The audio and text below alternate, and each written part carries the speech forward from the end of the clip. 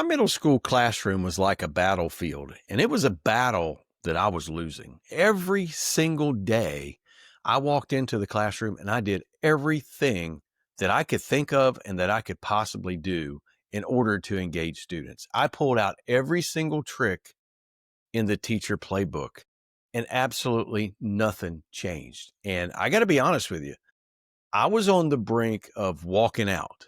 I was ready to quit. I was ready to throw in the towel. And then one day I thought of a question, and I asked my students a single, simple question. And their answers to that question, it didn't just surprise me and shock me.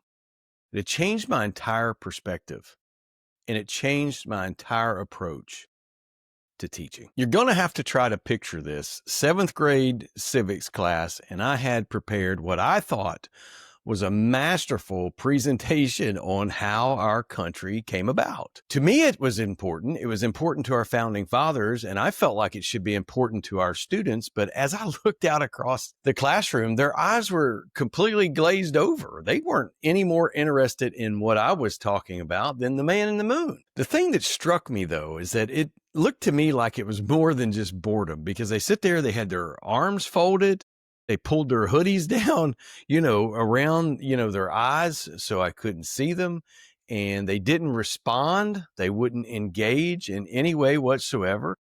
And it was just like they were listless. It's like the look on their face was completely vacant, and as if there was no value of any type. So I'm like you, I tried to be the fun teacher. I tried to bring in the TikTok games and all the fun stuff and the newest trends and the fads that are going on with teenagers and in particular middle school students. And you know what? It did work for a week or so, but it just fell right back into the same old thing. And so I swung the other way, which I know many of you have probably done this too. I tried to become the strict teacher, and I started to try to enforce the rules and make the expectations higher and make things tougher. And that didn't do anything except build resentment. It didn't create any type of responsibility in the students or suddenly cause them to say, oh my goodness, Miller's mad, so we better pay attention and do what he says. It didn't do that. They just looked at me and got mad at me. The hardest part of this entire scene, it wasn't just the defiance. It was the look on their face, because I knew all of their names and I knew what their grades were. I knew, things about their life. I went to their games. I went to their after school stuff. But the problem was, and there was just no connection. I was not connecting with the students, no matter how hard I tried, no matter how much I cared, no matter how much I tried to make it fun or beg or plead. I simply couldn't engage them and make a connection. And for a while, that was okay, because I'm really passionate about civics, history, not so much world history, but U.S. history.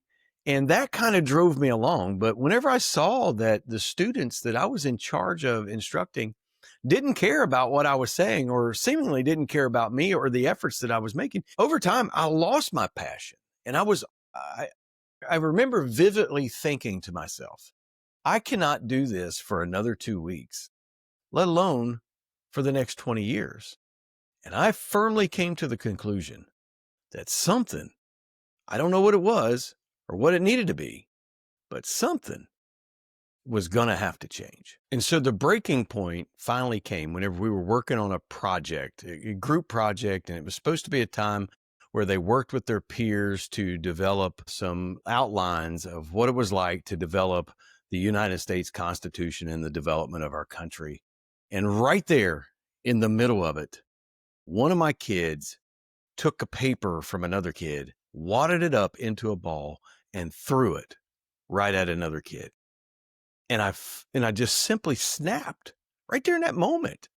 I broke. And it's not that I yelled, because I didn't yell. What I actually did is I went over and I sat down at my desk. I didn't know what to do. I didn't have a plan or anything. And I simply looked at the students and I said, put your papers away. Put them away now. And when I said that, the room went completely silent, as you can imagine. And in the midst of that silence, I had an idea, I had a thought. And what I thought was, I've spent all this time trying to manage a group, like I'm some sort of a manager at McDonald's, and completely lost sight of the importance of understanding that these are human beings. And I get the idea, middle school kids, they're really strange and they could be extraordinarily difficult. But at the end of the day, I realized these are just kids. And it was a really poignant moment. And it's one that I had many, many years ago whenever I coached middle school baseball at my school. I could remember being so mad because, it was a routine play and the kid duffed it and, we ended up going down in the game. And I remember being so mad, and I walked out and we were having a huddle, and I started to get after him. And all of a sudden I looked, right? And here's this 12 or 13-year-old kid standing there, and he has a Kool-Aid mustache. And it was in that moment I realized they're just kids. They're just kids. And yet I had forgotten that lesson. And right here in the silence of this room, I was brought back to that very point. These are people. They're not machines. They're people. And one of the things that I've become convinced of is that kids, middle school kids, but kids in general, they're trying to navigate what is the messy world of the teenagerdom. If that's even a word, I don't even know if that's a word. But they're working really hard to navigate that. And some kids have to navigate things that grown adults sometimes can't even fathom. Many of us, I came from a good home. I didn't have a lot to navigate. My parents were good. They were stable. They worked. They did all. But that's not the truth anymore. And it's certainly not the truth at my school. Some students have a very difficult life. And I forgot that. So what I had been trying to do is I had been trying to manage a crowd and not connect with people. And that had to change. It was me that had to change, not them. So in a moment of complete and utter professional desperation, I thought of an idea. It's something that I'd heard some time ago. And I just wondered, what if I just ask a question? Because up until that point, I had simply been trying to guess what I thought might engage the students or what I thought might fix the problems in my classroom. And yet not a single one of those things worked. So I got up out of my seat and I walked over to the file cabinet and I grabbed a stack of 3x5 cards. And when I did, every single eye was on me. And I walked back across the room. You could hear every single footstep because everything got completely silent in the classroom. And one by one, I laid a 3x5 card on their desk. I walked back up to the board and I grabbed my black Expo Magic Erase marker. And I said to the class, I said, I want to ask you a single question. I got one question. You don't have to answer it, and it's completely anonymous, but I would really appreciate your feedback. And then across the board, I wrote, what is one thing that you wish your teacher knew about you? I set the marker down and I turned around and I looked. And for the longest time, nothing was happening. It was like the same old thing. Right? And out of nowhere, back in the left corner of the room, one of the students picked up their pencil and they started to scribble. And I watched, and before long, another student picked up their pencil and they began to scratch out on that 3x5 index card. And then it was like everybody fell in line. It's like that, they follow the second leader type thing. And before long, everybody was writing. Everybody had their head down. The room was completely silent, and they were giving me an answer. So I had no idea what they wrote on their cards, but later in the afternoon, whenever the classroom was empty and everybody had gone all the way home, I decided that I was going to read the cards, and I had fully embraced myself for what is middle school foolishness.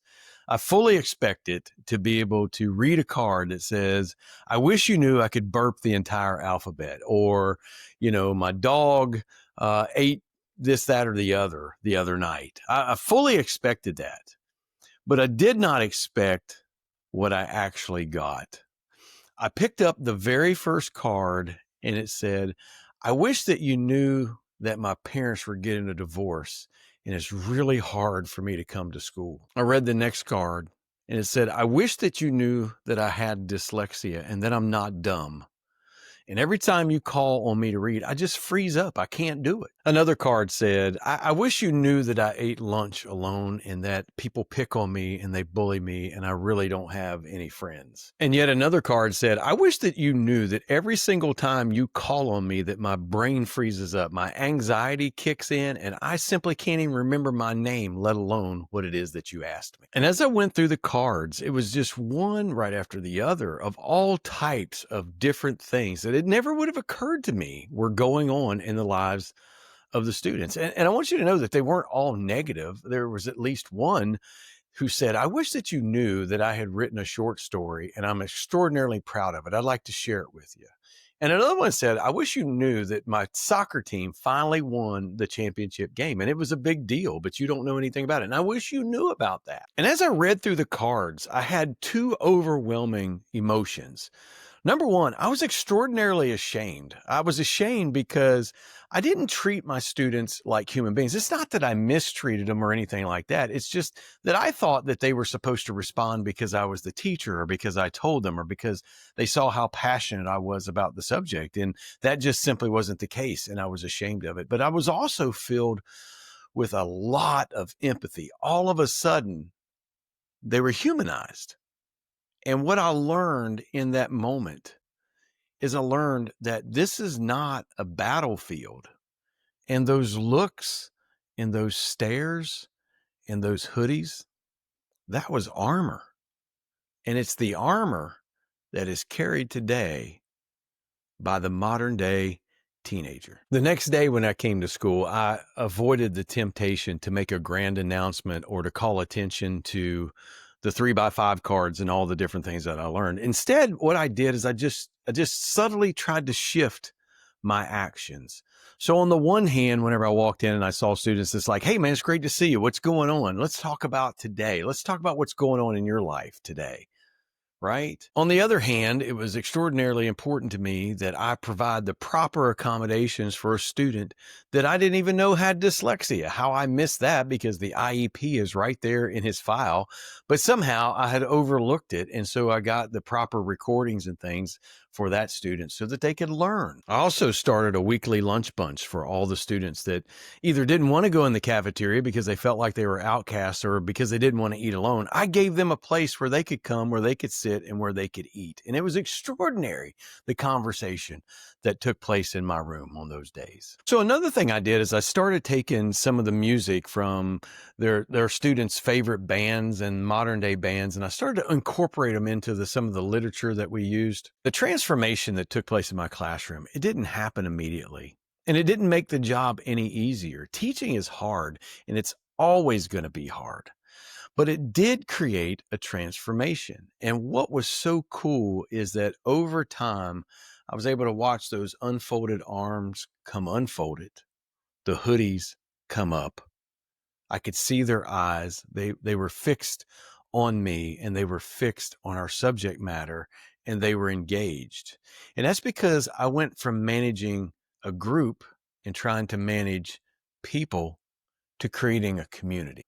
And the lesson that I learned, and I think it's the most critical lesson that I have ever learned in my entire education career, is that connection has to come before content, because students will not learn at a high level in an atmosphere and environment where they don't believe their teacher even recognizes them. Now, I want you to know that that's not a magic question, nor is it a magic pill, because as I said, teaching is still hard and it's always going to be hard.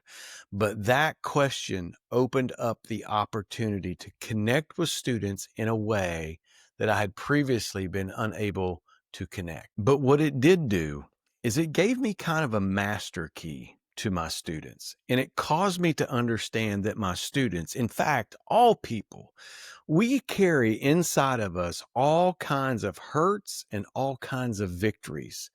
And people are just simply waiting for someone to ask a question so that they can express those and so that they can make connection. So my story is probably not your story, but it does leave us with a question to ponder. And that is, what is one question that you've been asked that enabled you to open up to somebody else? And would you share that question with us down in the comments?